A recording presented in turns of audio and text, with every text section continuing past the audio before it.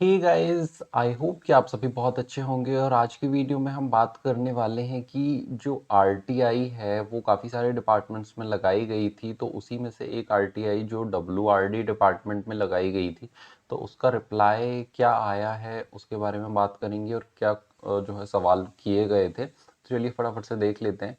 तो जैसे कि आप देख पा रहे हो कि यहाँ पर जो है सब इंजीनियर 2022 एग्ज़ाम से रिलेटेड यहाँ पर दो सवाल किए गए थे कि जो रिजर्वेशन है वो कितना दिया जा रहा है जो अभी भर्ती चल रही है।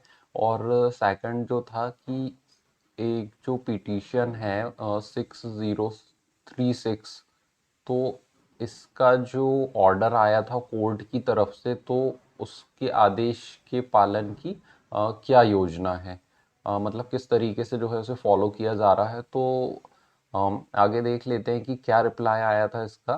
तो यहाँ पर आप देख सकते हैं कि आरटीआई 2005 के अधिनियम जो होता है 2005, उसके तहत यहाँ पे बताया गया है पहले सवाल का आंसर कि जो रिजर्वेशन है वो तो यहाँ पर ओबीसी को 27% के हिसाब से ही दिया गया है, और ईडब्ल्यूएस को 10%, और बाकी तो जो एससी एसटी का चलता है वो दिया गया है।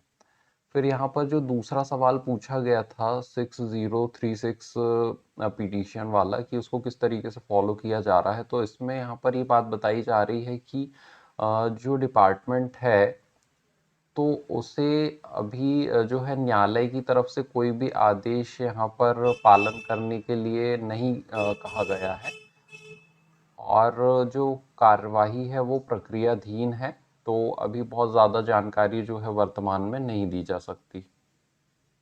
तो यहाँ पर हमें ये बात समझ में आ रही है कि कोर्ट की तरफ से जो है डिपार्टमेंट को डायरेक्ट ऐसा कोई भी ऑर्डर नहीं दिया गया है कि जिससे मतलब ज्वाइनिंग पे असर पड़े, या आप जो है ज्वाइनिंग के स्टे वाला ऐसा कोई भी नहीं दिया गया है। बट एक बार हम जो है ये जो पिटीशन नंबर है इसका क्या ऑर्डर आया था कोर्ट की तरफ से उसके बारे में देख लेते हैं।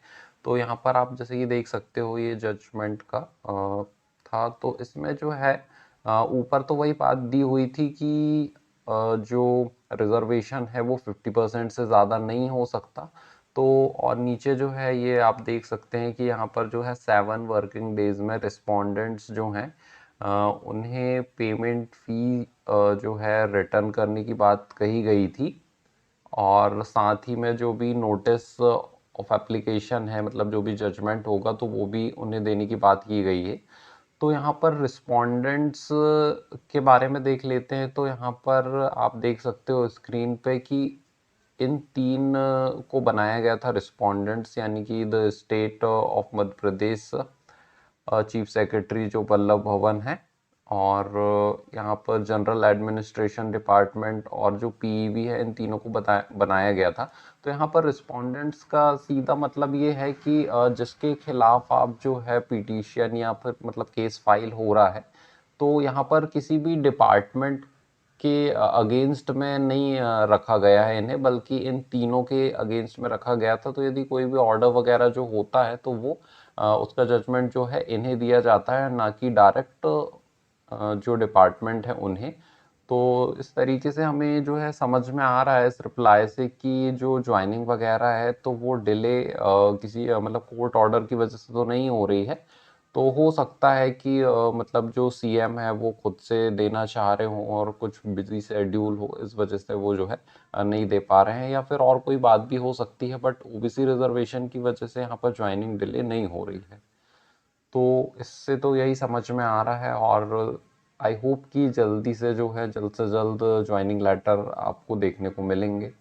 तो बस यही था वीडियो में। वीडियो अच्छा लगा होगा तो प्लीज़ वीडियो को लाइक कर देना, चैनल सब्सक्राइब करना मत भूलना। मिलते हैं किसी नेक्स्ट वीडियो में, तब तक के लिए बाय बाय।